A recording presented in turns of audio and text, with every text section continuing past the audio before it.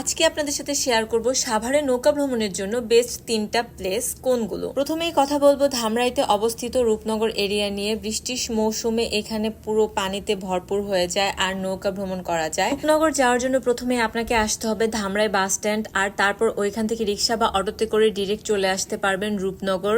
এখানে নৌকা ভাড়া তুলনামূলক একটু বেশি, অন ডেতে 300 টাকার মধ্যে পেয়ে যাবেন, আর যদি অফ ডেতে যান সেক্ষেত্রে 500 থেকে 1000 টাকা পর্যন্ত গুনতে হতে পারে।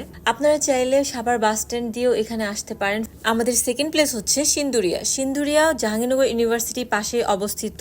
এখানে যাওয়ার জন্য প্রথমেই যেতে হবে গেরুয়ার ঢালে। ওইখান থেকে 40 থেকে 50 টাকা রিক্সা ভাড়া করে ডিরেক্ট চলে যেতে পারবেন সিন্দুরিয়াতে। আর এখানে নৌকা ভাড়া এখন একটু বাড়ায় ফেলছে, তো আপনারা একটু দামাদামি করে দেন নৌকা ভাড়া করবেন। এরপর চলে আসি আমাদের থার্ড প্লেস ডগরতলি। ডগরতলি যাওয়ার জন্য প্রথমে আপনাকে যেতে হবে পল্লী বিদ্যুৎ বাস স্ট্যান্ড। সেখান থেকে আপনারা রিক্সায় করে 40 থেকে 50 টাকা করে ডিরেক্ট চলে যেতে পারবেন ডগরতলিতে। ডগরতলিতে শুক্রবারে নৌকা ভাড়াটা একটু বেশি থাকে, আদারওয়াইজ 300 টাকাতে 2 ঘন্টা আমরা নিয়েছিলাম। আর এই 3টা প্লেসেরই ডিটেলস ভিডিও আমার পেজে আপলোড করা আছে, আপনারা চাইলে দেখে নিতে পারেন।